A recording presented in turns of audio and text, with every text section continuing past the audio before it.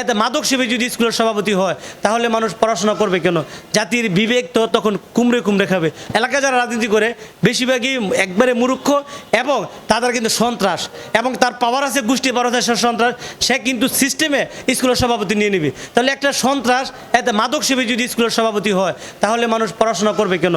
জাতির বিবেক তো তখন কুমড়ে কুমড়ে খাবে। ওই যে নীরবে যেমন বিচারের বাণী নীরবে নিবৃতে কাঁদে, তেমনি কিন্তু মানুষের বিবেক দংশন করবে।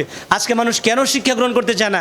কারণ শিক্ষা গ্রহণ করলে চাকরি নাই, সম্মান নাই, আপনার অবস্থান নাই। আর যারা পড়াশোনা করে না তারা কি করে? সমাজে যে কোনো অন্যায়, অত্যাচার, সন্ত্রাসী, অভয়ারণ্য, মাদক বিক্রি করে তারা দ্রুত ধনী হয়ে যায়। তাহলে পড়াশোনা না করলে দ্রুত ধনী হওয়ার সুযোগ আছে। আর যারা পড়াশোনা করে, যা আমি দেখেন, আমি একজন আইনজীবী, এবং আমার সাথে যে জুনিয়র থাকে, অ্যাডভোকেট জুনিয়র, তাকে আমি 500 টাকা দিই। সারাদিন সে আমার সাথে পরিশ্রম করে, একটা আইনজীবী 500 টাকা পায়, 400 টাকা পায়। আর গ্রামে যে মূর্খ পড়াশোনা করে না, সারাদিন ঘুরে করে সে দৈনিক 5 থেকে 10,000 টাকা কি ইনকাম করে ফেলে, ধান্দা করে, চাঁদাবাজি করে। তাহলে এই সিস্টেম থাকার কারণে কিন্তু মানুষ পড়াশোনার প্রতি আগ্রহী হচ্ছে না। মনে করে পড়াশোনা করে কী করবে? আমরা তো এইভাবে তো সমাজে থাকলে মানুষে জোর জবরদস্তি করলে তো কোটি কোটি টাকা বা দুনিয়া মানে দ্রুত ধনী হওয়ার সুযোগ আছে। ডক্টর মিলন সাহেবের প্রতি, শিক্ষামন্ত্রীর প্রতি মানুষের যে একটা আগ্রহ ছিল মারাত্মক, সেই আগ্রহ কিন্তু একেবারে নষ্ট হয়ে গেছে।